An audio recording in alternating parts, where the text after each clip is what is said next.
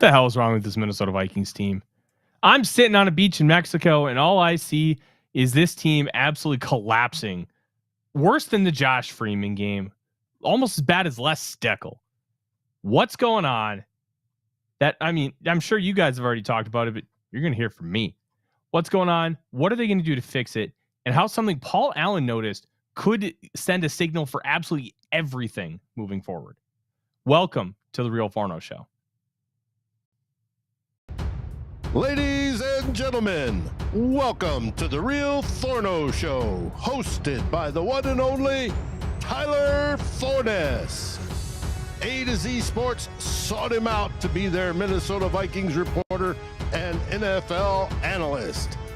And he's a proud contributor over at SKOL North's Purple Daily. Tyler is also the captivating host of The Good, The Bad, and The Hungry on the Voices of Wrestling Podcast Network, and a founding member of Vikings First and SKOL. Welcome, ladies and gentlemen, to another episode of the Real Forno Show, sponsored by our friends at Underdog Fantasy. With the promo code Forno, you can get $75 in bonus credits on your first $5 play. My name is Tyler Forness. With me, as always, is producer Dave. Got Odie down to my left, and we are back. Thank you guys for joining us on a Tuesday night. A little bit of an oddity, but I flew home from Cancun yesterday, and I don't think there's any way I was going to be live at 6 p.m. on a Sun Country flight. So we are here, and we're going to talk about an absolutely... Look, I watched the game, luckily, most of it in a pool, so it's really hard to completely complain because I was having fun. The resort had Buffalo Trace that they stocked up on Saturday. I'm like, oh my gosh, I'm going to drink Buffalo Trace? Hell yeah, let's go. But it was an ugly game. It was not fun.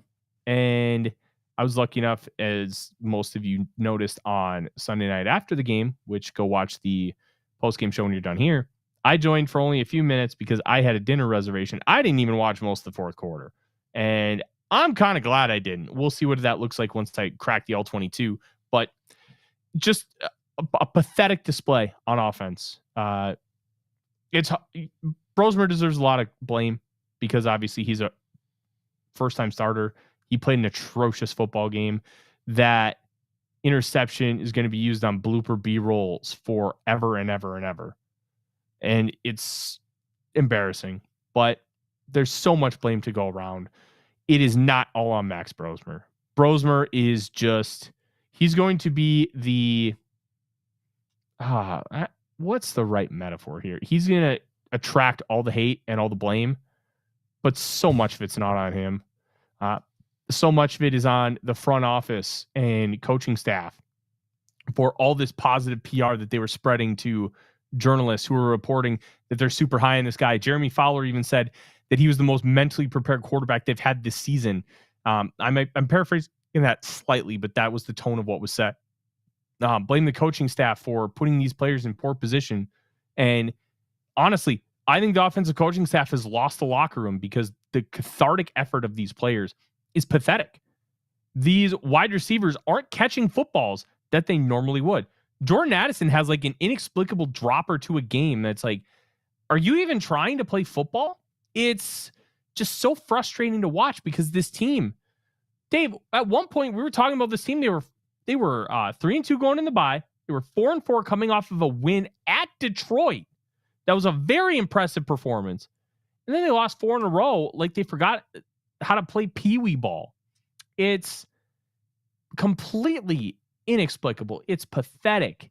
And there's so many elements at play here because it's not one thing. I want to shout out the defense. That unit played hard. That unit was good. They limited Sam Darnold. They limited the running game. What happened was the offense continuously put them in bad spots, and they could only do so much. Special teams had a couple penalties. What a shocker. It's had penalties all freaking year. Max Brosmer would have had a over -1 EPA per play if he didn't strip Reek Woolen and Jalen Naylor recovered that fumble. Think about it. His performance was so bad that it was worse than every J.J. McCarthy performance by that metric of EPA per play. That's atrocious. It was 3 times as bad, Dave, as the Josh Freeman game. 3 times as bad. I know it's a meme that, it's the Minnesota Vikings. It can always get worse. Well, they continue to prove us right, Dave. It can always get worse, and it continues to get worse.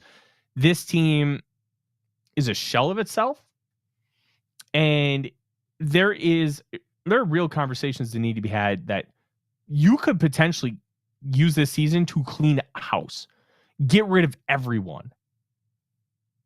It's crazy. I have been a stout Kevin O'Connell defender, especially with the play calling stuff. I actually didn't mind the play call on the surface, the idea of it, that 4th down where Brosmer threw that horrendous interception, because it's a relatively staple play concept. On the surface, okay, play action, bootleg, you're trying to get the ball to Josh Oliver in the flat. Every offense has a play like this. You're trying to bait them to crash down, and then you're trying to get DeMarcus Lawrence, the edge player, to fully crash hard toward the run, but he doesn't bite enough, and that's why he gets on Max Brosmer right away. And Brosmer is not a veteran, and he does not have the wherewithal to be able to, okay, I need to just maneuver a little bit, and then I can make a throw. Well, he doesn't, and it turns into an absolute disaster. A 3-0 game that could have potentially been 7-3 turns into 10-0. 14-point swing right there. Even if you don't get it, they have the ball inside the 10. Not ideal, but it's still just a 3-0 game. Feels a lot different at that point. Kevin O'Connell said, yeah, I ended up hating that play call. And in hindsight, I get it, because Lawrence was so good at playing the midpoint, because that's what you're trying to do. You're trying to put that defender in conflict, because if he crashes way too hard inside, you are able to boot out and you're able to get the tight end with ease. That's not necessarily rocket science. The Vikings like to run this play. Every team likes to run this play. You've seen it 1,000 times. It didn't work here. And I don't think it was necessarily them being cute, because I know there's been a lot of criticism about his play calling in short yardage situations, which 4th down is different than 3rd down. They're much more successful in 4th down, including passing the football. But it's a simple play concept. It just didn't work. And to me, you just got whipped by Mike McDonald. This dude has such a great defense. And I'm going to be honest, if you would have just ran an inside zone or a duo play, you're probably getting stuffed anyways. So if we want to just talk about, they should have just run the ball, which, okay, I'll listen to that argument. It wasn't working. Those guys were... They had 6 rushes up until that point. And how many plays did they have at that point? Like 14? Right. But that was... You still trust Jordan Mason to make that 1st down at a little 1.5 yards. If not, you're kicking. So, well, I'm wondering... 4th down. You're not kicking, but you're leaving the ball deep. I'm wondering, because this is just a hypothetical, how much they didn't want to run in short yardage situations because of the left side of their offensive line being out. That's possible. Then you run to the right. Yeah. Or you run an option play to the right. Oh, I ain't running an option with Max Brosmer. Hell no. Now, if that was McCarthy, I'd do it, because he's got enough athleticism. Kevin O'Connell doesn't believe in the option. I will say, I still love that RP or that read option he called against the Bears that ended up for a touchdown. Just such a good change up, because he's never done that before. Right. He barely did it with Josh Dobbs, which was, theoretically probably should have done a little more of it. But read options are so much harder in the NFL, because that edge player can midpoint you to death. And if you midpoint, it stops that play completely. So it's still like not getting the 4th down, and you pin them deep. Otherwise, you see what happens. Yeah, just Purdy gets chased out of the pocket, gets sacked, wings one up as he's falling to the ground, and 85 or 86, depending on where you read it, yards later, We're down 10-0. Yep. Absolutely. As Big said, Mason went on to average 7 yards a carry. Yeah, he did. But he wouldn't have got in on that one because they absolutely bitched the Vikings offensive line. So even if we wanted to have that conversation, hey, they should just run the ball. Wouldn't have worked anyways. And that to me is a whole nother point of the discussion, which is why I bring it up. This offensive line is playing all kinds out of sorts. Now I understand that they have a bunch of injuries. I'm higher on Blake Brandel than most people. I think he's probably the best 6th offensive lineman in the league, which has incredible value, but you don't want him playing long stretches. I think he was fine at center. And I think if you want to give him a chance to run at center, I think it'd be a smart idea, but I'd have some competition with him if you don't bring back Ryan Kelly, which I don't know if they would. They'd save almost $10 million by moving on from him. Over the cap right now has it as a 0 dead cap hit next year. Initial reporting was it was 2 roster bonuses, but Ben Gessling had it as a signing bonus right away. And over the cap hasn't updated it. I don't really know if it's a signing bonus or a roster, or like 2 separate roster bonuses. So that in itself is a little weird when it comes to salary cap purposes, as far as wanting to figure out, okay, how do we trim down cap?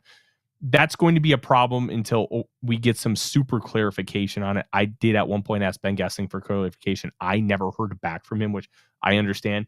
He's a busy guy, doesn't have time to answer every single question, or there's a chance he just didn't see it. So when we get that clarification, it'll be interesting to kind of see how that ends up working. But I'm so incredibly frustrated with some of the effort here. I don't know what's going on. I have a theory about some of the offensive line stuff. And first, I'm taking a fucking victory lap. I was right about Ed Ingram. I was right. I have some inside information from, this is a source from inside that building. Said Ed Ingram will be good. He needs 3 to 4 years to fully develop. And guess what? It's year 4, baby. Look at it. I'm telling you, his losses looked way worse than they were. And you did not need to spend the money on Will Fries. And guess what? Will Fries has been bang average. Not exactly what you want to be paying $18.5 million for. But that some of that could just be, hey, he's still getting his bearings underneath him because of the leg injury he suffered last year. Really didn't get to work on a lot of stuff during the offseason because it was mostly rehab. We'll see. He's going to have a second year. And then after that, he's very cuttable. There's no guaranteed money left. It's just $12 million dead cap from the signing bonus, because that was how they had to get him in the building, was they had to give him a bunch of money in signing bonus, $20 million worth. I mean, it makes sense. So I would have kept Ingram. I talked about how much I liked Ingram, and I am fully okay. I was okay being on the other side of it when the discussions were happening.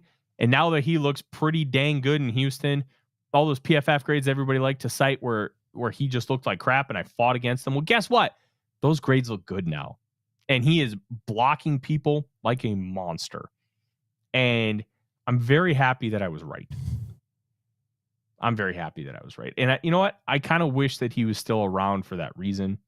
And as always with Ed, I have to preface, I am only talking about the football side. I understand there's an off the field side, completely separate discussion. As a football player, I was right.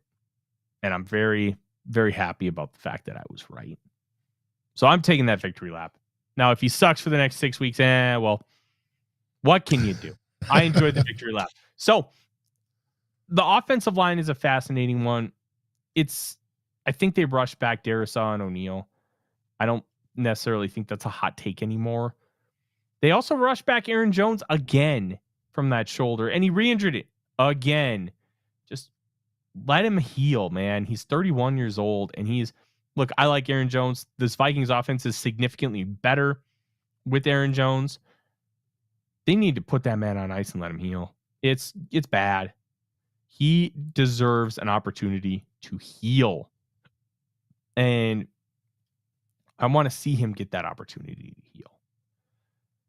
because this offense, like I said, is so much better with him. You can just feel the explosiveness is better. Mason is a great change of pace back. He's a 1B. He'll never be a 1A. You want that 1A, and somebody mentioned Jeremiah Love from Notre Dame in the chat, how they take him in the first round. Look, I think it's a first-round caliber running back. I don't know if I would take him for this team, because as much as I like the idea of bolstering the run game like that, I do think there are much more significant needs, and they, oddly enough, they're all on the defensive side of the football. And I think this draft, unless you get a quarterback to compete with J.J. McCarthy, which I'm going to be real with you, right now it's looking like Fernando Mendoza. And that's it, because a lot of people are saying Dante Moore's going back to school. He's only a one-year starter, but would he say no to being a top 5 pick? That's the question. It would be smart for his development to go back, especially because he'll make a bunch of money at Oregon. I mean, Phil Knight just gives them whatever they want. But would he actually say no? I don't have a good answer for that. And with Arch Manning's rumored to be considering coming out this year.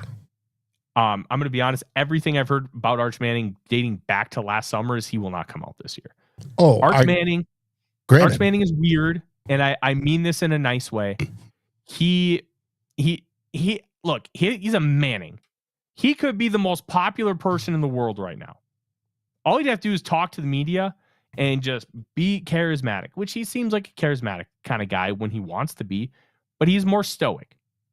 And with his recruitment, he's like, I announced that I'm committing to the University of Texas. And then silence. No pandering, no camps, no nothing. He was the top recruit, didn't want anything to do with it. He's just like, I'm going to Texas. And everything that you hear about him, the person, everything that you hear about what he's going to do with his future, he's staying in Texas for 4 years, maybe 5, because I think he'll end up getting a red shirt if he wants it. He wants college experience. Peyton stayed 4 years. Eli stayed 4 years. And remember, if Peyton would have come out in 97, he's the number 1 overall pick. He wanted a college experience. He wanted to go 4 years. That's where he got Steve Spurrier's famous quote about Peyton Manning. See, Peyton Manning's coming back so he can be the 3-time MVP of the Florida Citrus Bowl. Slight paraphrase, but it's one of my absolute favorites. Steve Spurrier is just an absolute quote machine. So it's pretty much probably Fernando Mendoza. And with the Browns needing a quarterback desperately, the Jets needing one desperately, the Raiders probably need one. We'll see what they do with their offensive coordinator situation. Maybe that is a big fix for Geno. There's almost no way the Vikings get that top quarterback unless they give up the house. So I don't think they're going to take a quarterback in this class. Now, well, it depends how far they tank. Dave, I don't think they're going to be able to tank far enough in order to get number 1. Possibly. If they don't I agree there. 1 or trade the farm, they're not getting a quarterback in the first round. They're not enough. Would you trust this regime with a quarterback? And that's where I want to get to next, because I have a working theory, and I tweeted about it and then I wrote about it. Kevin O'Connell has not had any success in his offense with a quarterback under the age of 27. Jaron Hall, not good. That one hurts my heart. J.J. McCarthy, a couple spurts. Damn right you can't spell citrus without UT. You can spell it without UF, though. So McCarthy had some spurts, like the fourth quarter against the Bears in week 1, the first quarter against the Lions in that final drive, the fourth quarter against the Bears a couple weeks ago when he almost let it come back. There have been some good things with McCarthy. Mostly it's been bad. And then Max Brosmer, bad. All the quarterbacks he had success with were at least 27 years old. And I don't think it's, hey, they have to be an older quarterback in order to be successful with Kevin O'Connell. What I think is the key here about being successful in Kevin O'Connell's offense that you almost never have as a young player. None of these guys that I just talked about were fundamentally sound in their lower half, mechanically, and the game speed will fix itself. You just need time. How much it will fix itself is to be determined with every player, but the game slows down for everybody because you just get more reps and more time. And as you get acclimated to the speed of the game, it's like going up a difficulty in a video game. It's hard at first, but then you get used to it. And that's what McCarthy needs. He needs time to get used to it. But the Vikings don't have that time. And the fact that these quarterbacks don't have a foundational base underneath them is a problem, because you need to have that foundational base underneath you. I don't think it's a situation, and I think it was, let me pull up their Twitter handle, because I want to give them credit for this, because it's not really as simple as age. It's NFL experience. I wouldn't even say it's NFL experience. It's the mechanics. Mechanically speaking, you just don't have it underneath you. All things Minnesota. They're the ones who said, I don't think age has very much to do with it. And I don't think it's age. I think it's the fact that these young players, unless you are Drake May, CJ Stroud, Jaden Daniels, hell, Caleb Williams arguably still doesn't have this down to a T. There are some things that Caleb Williams is still heavily working on. But unless you're one of those guys, you aren't taking that step. You aren't going to come in here and be able to run this offense, because you have mechanical deficiencies that are almost disqualifiers. And this is where the kind of quarterback purgatory comes into play. I think Kevin O'Connell has a really, really good passing offense. I think he does a great job of getting people open, and he makes things, once like the route comes like open, he makes it easy. Hey, this dude is just wide ass open. Throw it to him. And they can't do it. Straight up, they can't do it. Brosmer had that one throw to Addison, hits him right in the hands. Good throw. Good anticipation. Good ball placement. Addison drops it.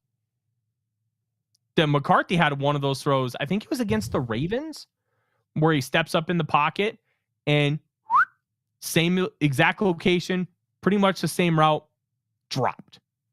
The receivers aren't helping him either. But O'Connell does a really good job of getting guys open. Where I think he struggles, and I want to credit a friend of mine, Fault, for this. He kind of brought this to my attention. Some of the run game stuff and quick game stuff, and how O'Connell talks about the illusion of complexity, he's kind of lost that fastball a little bit. Where maximizing the screen game with chipping, and like chipping, you don't like, one of the things Ben Johnson does really well with chipping is his tight ends and stuff often don't even touch the edge rusher. It just takes them out of their desired path.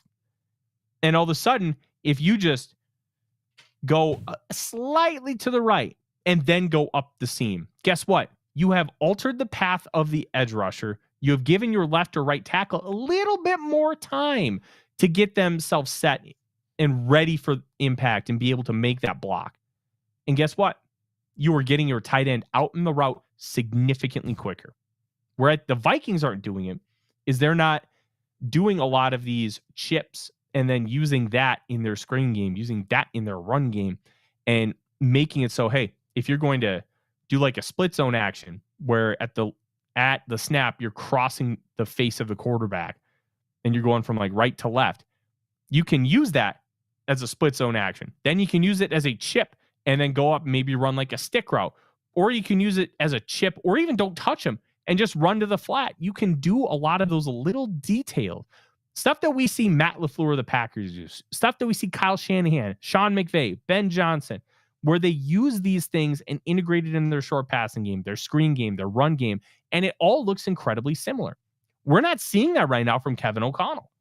And the fact that we aren't seeing it, to me, says a couple of things. One, sometimes you just need a kick in the pants and be like, okay, you're kind of not too big for your britches, but there is a level here that you are not tapping into. Two, I also think sometimes that comes with stagnation, where you listen to the same people about the same things over and over again, and you are limiting yourself to creative solutions because those people have already given you all their creative solutions. Grant Udinski leaving, I think, is a really big factor in this because he's 28. He doesn't know everything yet. In comparison, he barely knows anything. But he's a wonderkin. And that in itself can be a really big asset to where one of the things I like when I talk about football with my wife is she does not know that much in comparison to us that do the show. But what is really cool is when she puts her mind to it and learns something and wants to talk about it, she comes at it from a different perspective. And that different perspective can open my eyes to things. I think Kevin O'Connell needs that. I think he needs that really bad. He needs an influx of new ideas. He needs an influx of creativity. Something that Wes Phillips is not giving him. Josh McCown, get somebody new in this building. A run game coordinator, a new offensive line coach. Just somebody please, because I think that is the big thing. O'Connell's a great pass game schemer. Tremendous. He does a great job of getting guys like Justin Jefferson, Jordan Addison free releases and letting them run really nuanced routes and get wide ass open. He doesn't have the quarterbacks right now to be able to hit those. That needs to get figured out as well, the mechanical stuff. The other thing is they don't have a complex enough run game to really build off of that. Their screen game has been improved this year, I'll be honest. It's been pretty rough the previous couple of years, and we've talked about it.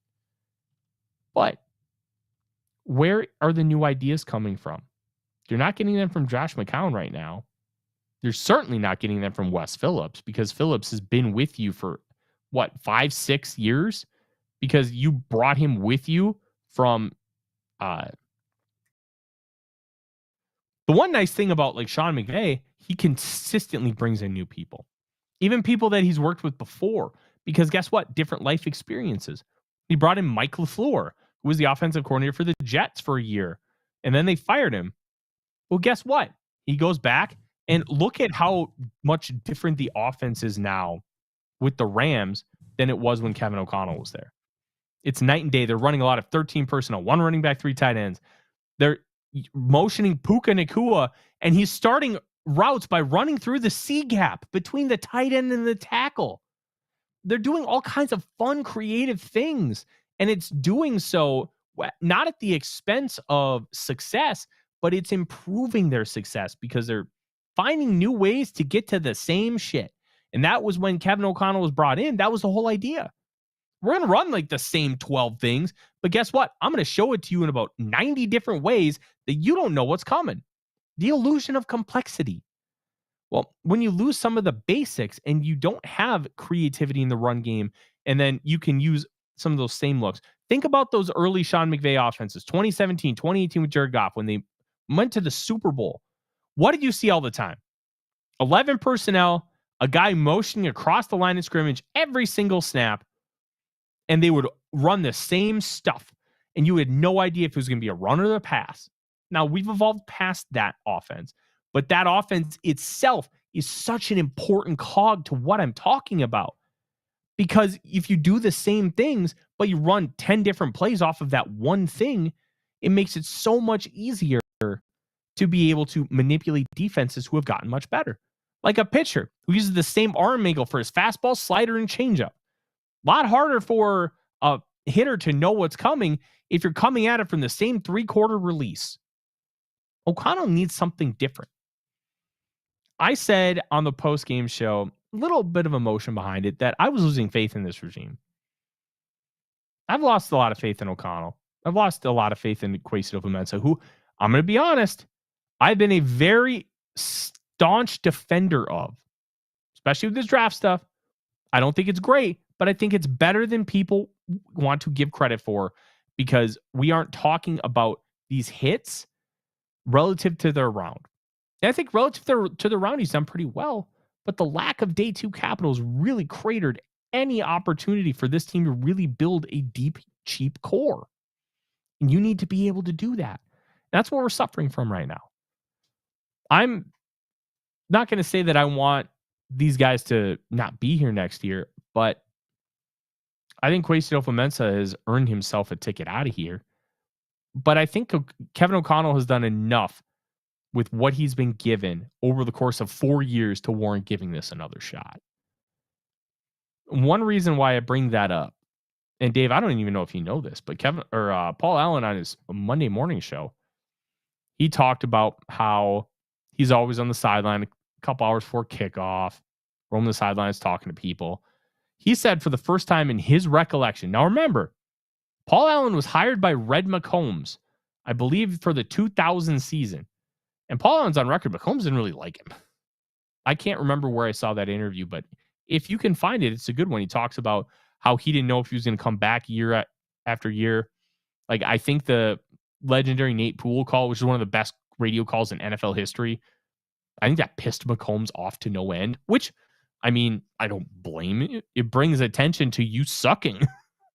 But he's one of the best at it because with radio broadcasts, it's okay to show inherent bias. It's okay to show super passion because the people listening to you, that's what you're trying to give them.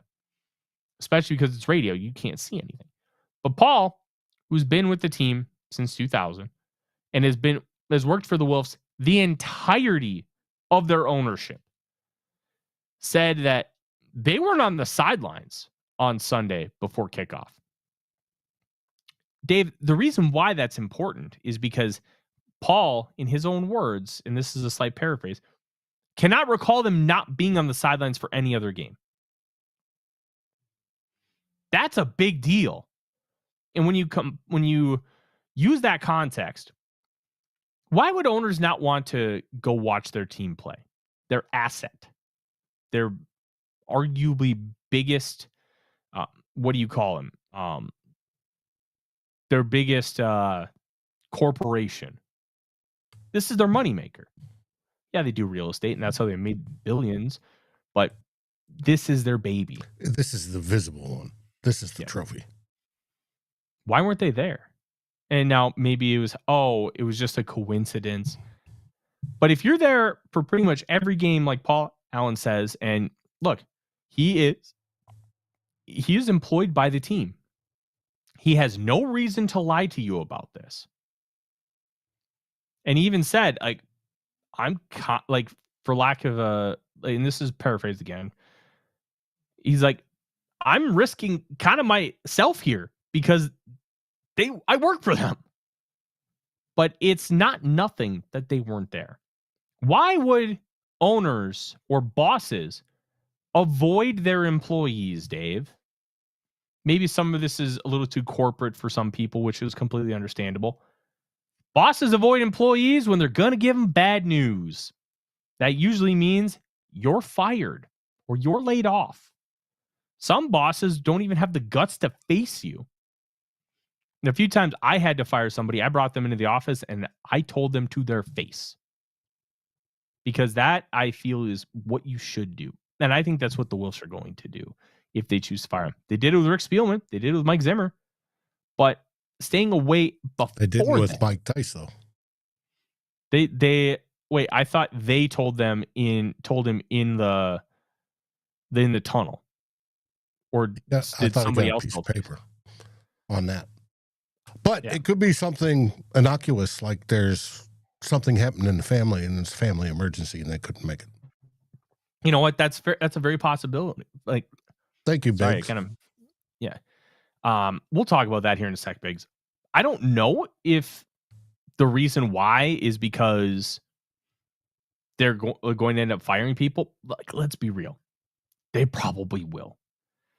If KOC and Kwesi don't get fired, they're going to gut some things. Now, with Kwesi, do not be surprised if they wait until after the draft to make firings on the personnel side.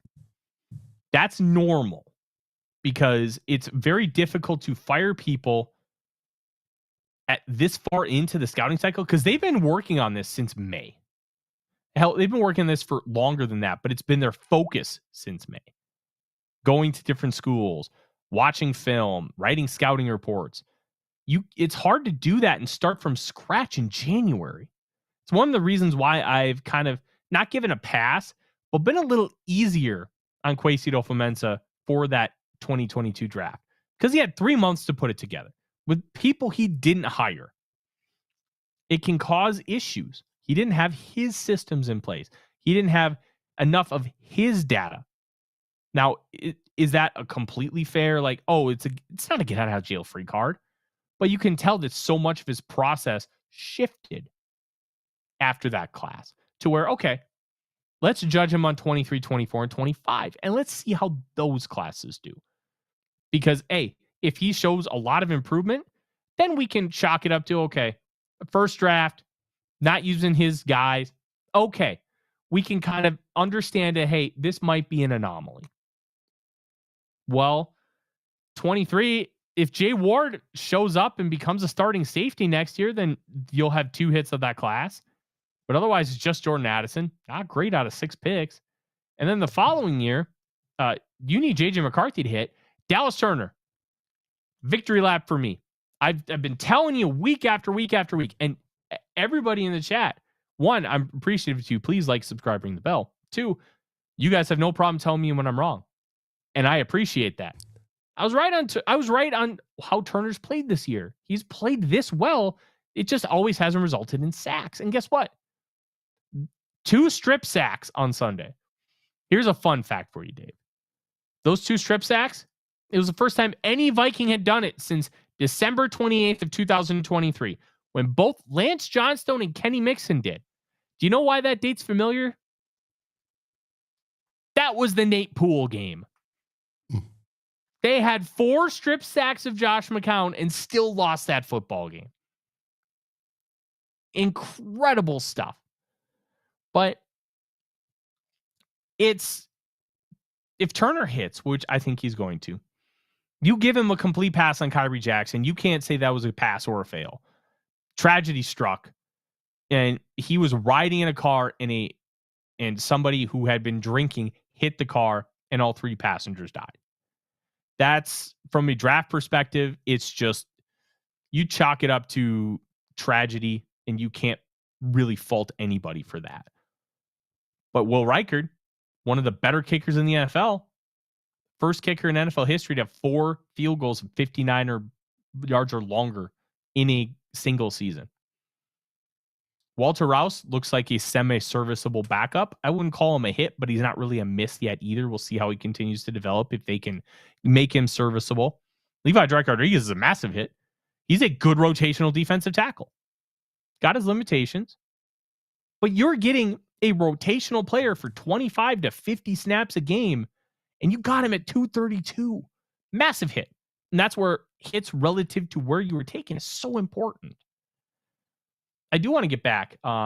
Two First Evil, off, thank we got you. thanks to Evil for the Yes. $2 super chat. I'm not quite there yet. I think Kwesi, I'm starting to kind of change my tune a little bit on him. I think, and here's the tough part. Do you give Kevin O'Connell a new general manager? A general manager that did not hire him? That's a really tricky situation, because oftentimes, just look at the Tennessee Titans. They fired John Robinson, warranted. Mike Vrabel, one of the best coaches in football. Look at the job he's doing in New England. 11-2, 10 straight wins. Well, they fired John Robinson, hired Rand Carthen. Rand fired him after a year. And then Rand was gone the next year. The Titans they have their own issues. But if you don't hire the coach, oftentimes you fire them and hire your own guy. So that's why if you're going to hear, well, if you fire Kwesi, you got to fire KOC too. It's a really tough one, because they're kind of a package deal. And we can talk about the extensions. The only thing that you should care about is that billionaires have to pay more money. That's really the only reason why extensions matter. Kevin O'Connell and Kwesi Adofo-Mensah, if they get fired tomorrow, we'll just get a huge chunk of money from the Wilfs. It does not affect you. Does not affect the salary cap. It may affect in ticket prices. Possibly. But it doesn't. Otherwise, it has zero impact on any fan other than, hey, hopefully the next guys are good. The financial impact doesn't matter. And unless for some reason they raise ticket prices by like $40 a ticket. Then okay.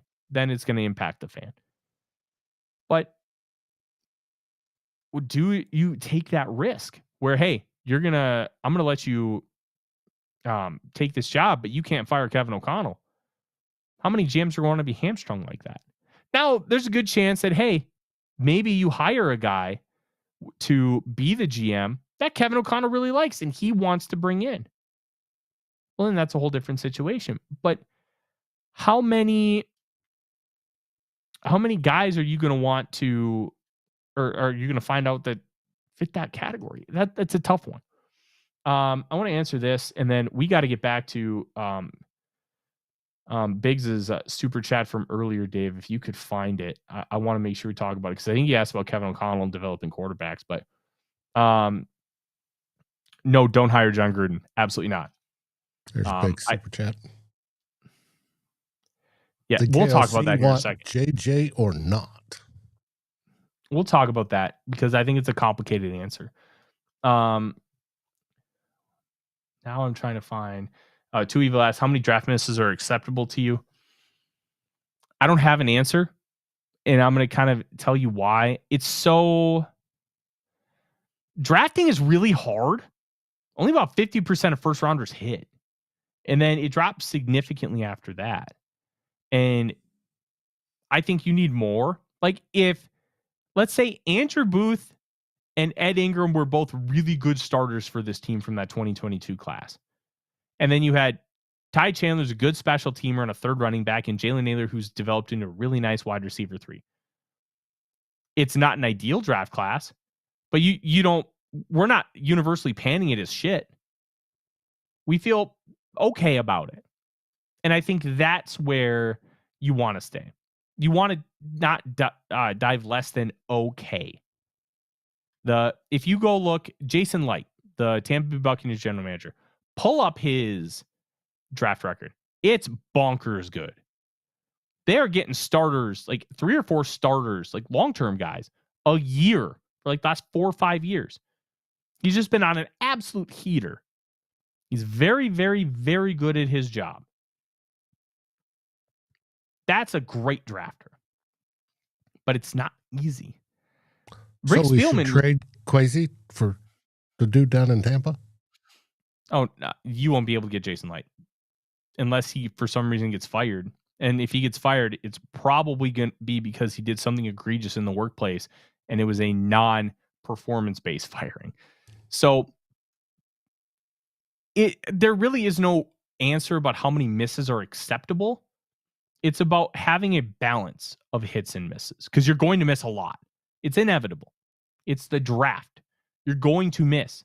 Rick Spielman had that 2015 class, which was bonkers. Trey Waynes was a good starter. Eric Kendricks, Pro Bowler / All-Pro. Daniil Hunter, Pro Bowler / All-Pro. Stephon Diggs, Pro Bowler / All-Pro, who then you flipped to go get Justin Jefferson, Pro Bowler / All-Pro. You're not always going to have classes like that, and you can't expect classes like that.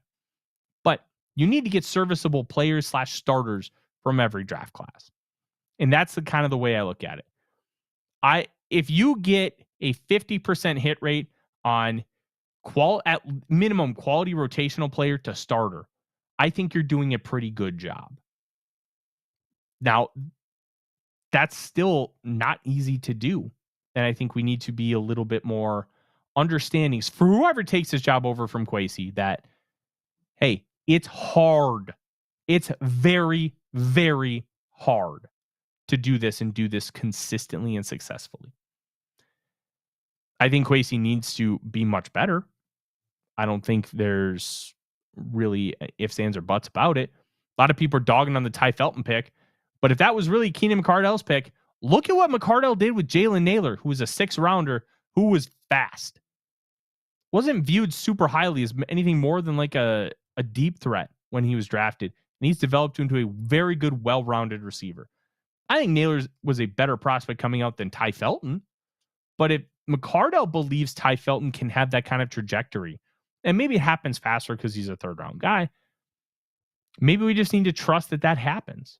And if it doesn't, well, then I think you can place as much blame on McCardell as you do Kwesi, because McCardell was the one who wanted him.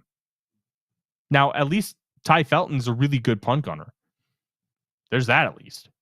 but could have had Torrey Horton on the board. Could have had Kymir DK, who's a great special teamer, and possibly an all-pro returner this year for the Titans. Go Gators. Now, with Felton, once we are mathematically eliminated after this weekend, assuming that we are, he needs to get more playing time at receiver. Theoretically, yes, but is he good enough yet to get that kind of playing time? It's time to develop. It's practice. Live practice. I understand. The young guys that need to learn, can you depend on these kids? Will they take coaching in live game reps, full speed, need to be in there? Yeah, to me, I agree, but it's hard to take Addison, Jefferson, and Naylor off the field. Now, I think when you run 4 stuff, and hey, you can take Naylor off the field sometimes, but are you really taking Addison and Jefferson off the field for Felton? Yeah, once Jordan Addison drops another football, sure. Fair enough. I want to answer Biggs' super chat because we haven't ignored it, but we've talked about a lot of stuff, and you guys know me well. My train of thought will sometimes jump me from point to a point because it will all kind of combine. Did Kevin O'Connell want J.J. McCarthy? Yes, but he didn't want him the most. He wanted Drake May. It's very obvious he wanted Drake May. And he wanted Anthony Richardson more too. They were offering the farm to go get both of those guys. My sources told me it was 3 firsts and 2 seconds to go up from 23 to, I think, 3 where the Cardinals were. I was told that the Cardinals wanted a 3rd second-round pick, and the Vikings said no. And even then, the Cardinals still wanted the ability to move back up into that draft and go get Paris Johnson Jr. They wanted that tackle. And 23 was a little too far to do that. Then, Anthony Richardson. That was for Anthony Richardson. Then Drake May. They offered 3 firsts, 11, 23, and then the 25 first, but they wanted a couple pick swaps in favor of them on day 3. I don't know what those pick swaps were, but it's probably like, hey, we'll give you a 5th, you give us a 4th kind of thing. Patriots said no. They also told the Giants no, who offered them 2 first-round picks to move down 3 spots. They were going to take Drake May. And I don't fault the front office or the Vikings at all for not landing Drake May. If the other team says no, you're at their mercy because you're trying to trade. So that's kind of one of those things. It sucks. But he wanted those guys. I think McCarthy was a guy they didn't settle on. I think McCarthy was a guy they were happy with if they couldn't get their top option. So take that for what it's worth. And that's just me kind of trying to read between the tea leaves. I think they really were high on McCarthy and they really did like him. They weren't in love with him like Drake May. They weren't in love. And I think Anthony Richardson will be a Viking next year, and I think he's going to compete for the starting job with J.J. McCarthy. You can call that a prediction right now. I think that's going to happen because I think Daniel Jones is going to sign an extension with the Colts, and Anthony Richardson will be on the final year of his deal. They aren't going to want to take a $10 million cap hit for a guy that they're not going to play at all. And they're going to try and get some draft capital back because they won't get it in compensatory picks. So I think the Vikings are going to end up trading for Anthony Richardson. Very well could be. I see that sort of too. I see that developing. But we'll find out. And if we have a new coach, it could be somebody different. Mm-hmm. It could be. We've done a lot of talking so far about kind of the issues with the creativity of the offense, the issues in the front office, who's going to get fired. I want to kind of talk about guys who I think will end up being replaced. I think they're going to replace the offensive coordinator, Wes Phillips. And this is assuming Kevin O'Connell gets to keep his job. Okay, this is where this is coming from. I think they're going to move on from Chris Cooper. I think they might move on from Josh McCown because I think they need a quarterback coach who is a developer not a scheme lord, which I don't think McCown has shown enough that you can count on him to be a developer, which people think he can be a really good head coach. And you know what? He probably will. But that doesn't mean you can develop a quarterback in a way that needs to happen right now with McCarthy. I think they're going to move on from those three guys. And when they do, they need to bring in a really good offensive line coach that is a good run game coordinator that can add some of those things I talked about earlier. They need an offensive coordinator who can bring in fresh ideas. You don't need to reinvent the wheel here. Just bring in a new voice to the room who can help you. And then, yeah, the quarterback coach, I think he needs to be a really, really good developer. Look, there's talk of, hey, maybe Mike Tomlin gets fired. You know what? Maybe Tomlin would be a good fit here, but I can tell you this. If you think there's scheme problems with Minnesota, let me introduce you to the Pittsburgh Steelers. It's bad over there. Then I think one last thing I want to talk about, because Brosmer had his issues, and I think a lot of that just stemmed from first NFL start, and the offense just, they're kind of quitting right now. They're not buying into what KOC is selling. I think a lot of that has to do with quarterback position. He just sucked. And he's probably not going to be the next Brock Purdy. Probably 99.9% chance of that. If he gets another chance to start, maybe he'll prove us wrong. But I think we can put that idea or hope to bed. I want to talk about Justin Jefferson before we go, because I have fought hard against the idea that he's going to ask for a trade, and that national media has really tried to make him a thing from a trade perspective for a long time, especially when he did not have a contract here. We talked a lot about that. I think as far as things have gone recently, if you were to ask for a trade tomorrow and it got reported, I wouldn't be shocked.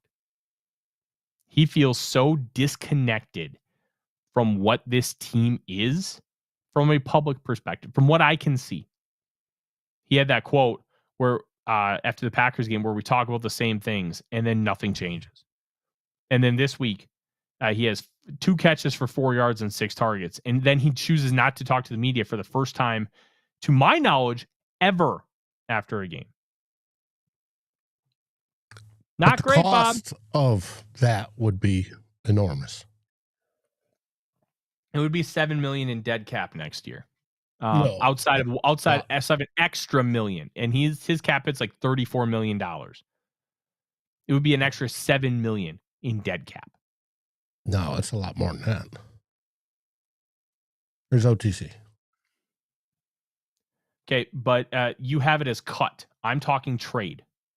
So you have to adjust that because they inherit all of that base salary. Okay. And then they're going to inherit the per game roster bonuses. They're going to inherit the workout bonuses. So basically you take 72, 212,800 minus 25.75 million. That gives you about $47 million. So it would be an extra $7 to $9 million on top of the $38 million that he has right now. Look, I'm not saying that he should request the trade. I'm saying the way things are going and how his demeanor has changed, and it feels like he is losing hope for what this vision is. It would not shock me if he asked for a trade. And if they do trade him, it will be interesting to see what they could get. We're not going to go into that until that happens, but I don't want him to go. I don't think he should go, but don't be surprised if he asks for one. Jefferson's not a diva, but you're not going to sell him a filet mignon and all of a sudden he opens it and it's Taco Bell meat. That's kind of what's happening right now.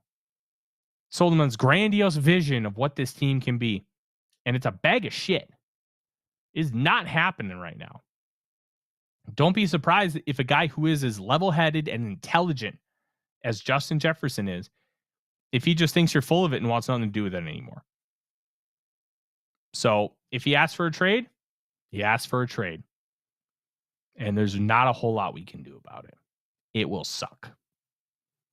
That also doesn't mean he will get traded. Maybe he asks for a trade and they say, hey, we want you to give it another year because we made all these changes and we think these changes are going to result in the vision that we had initially talked about. We'd like you to give it a try. And you know what? He is a very intelligent guy. Maybe he sees it. Okay, I'll give it one more year. We'll see what happens. But him not talking to the media is a big deal.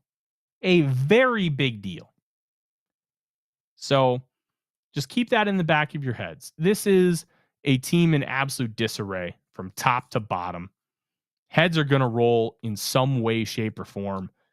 And I think the Vikings are, look, we all wanted them to go with the inexpensive quarterback route. I think it's having a quarterback with a decent cap hit is the best way to put a team together to win the Super Bowl. But that quarterback has to be good.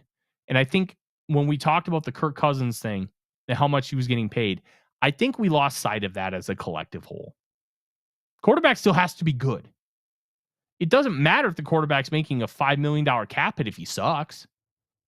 And I think we need to be better about understanding that, myself included, because I was a big proponent of wanting to take that chance. Well, if you take that chance, there's a chance it fails. Right now, it is failing miserably because the quarterback can't operate basic structure. Carson Wentz could barely operate basic structure, but it was bad, but it looked better than what we've seen with McCarthy and Brosmer as a collective whole. I do not want Mac Jones in here. Please no.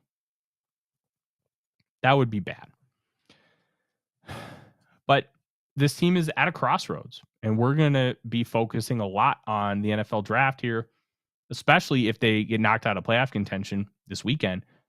A loss will do it. They need to win out, and the Packers have to lose out, and they make the playoffs.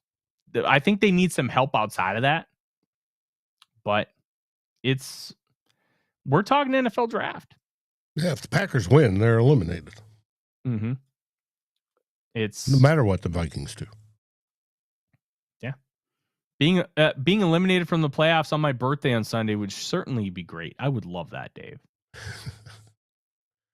Hey, then we're going to focus more on the draft. Yes.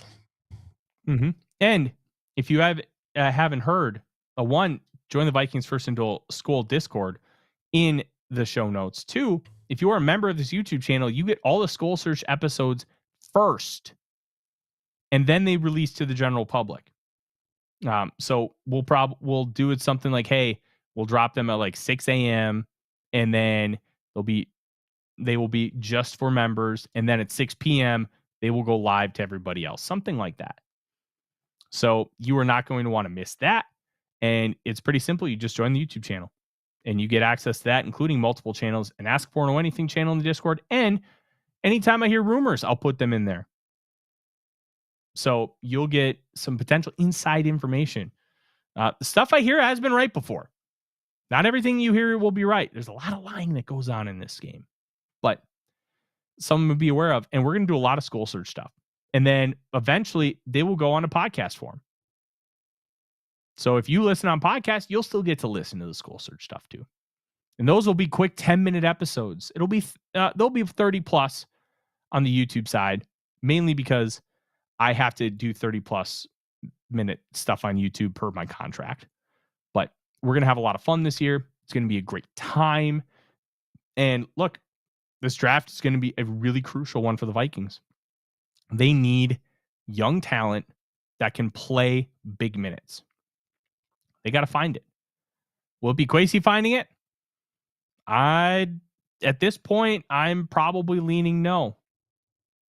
And that's a really tough one because you don't want to continue to move out GMs for reasons I stated earlier. It's hard for GMs to come in this late in the process. It's hard.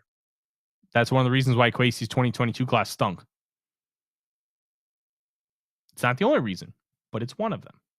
I'll answer this before we go. Freddie asked, where did I vacation in Mexico? Playa del Carmen.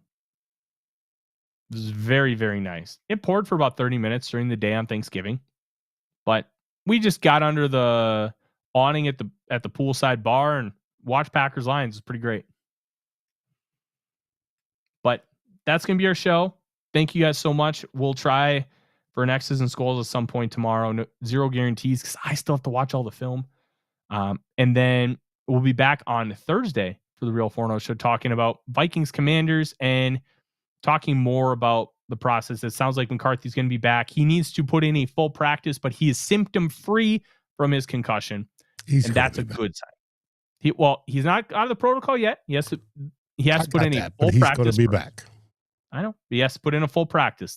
That's the final step. So we're probably going to see McCarthy on Sunday and hope things get better. That's about all we can do. Thank you guys so much for joining on a Tuesday. Had over 160 people in here at one point. Thank you guys very much. I'm Tyler. He's Dave. SKOL Vikings, everybody. SKOL Vikings. Like, subscribe, and ring the bell to get notifications. It helps us grow this community that we all love our Minnesota Vikings. And on behalf of Tyler Forness and myself, Dave Stefano, thank you so dearly for watching The Real Forno Show. SKOL, everyone!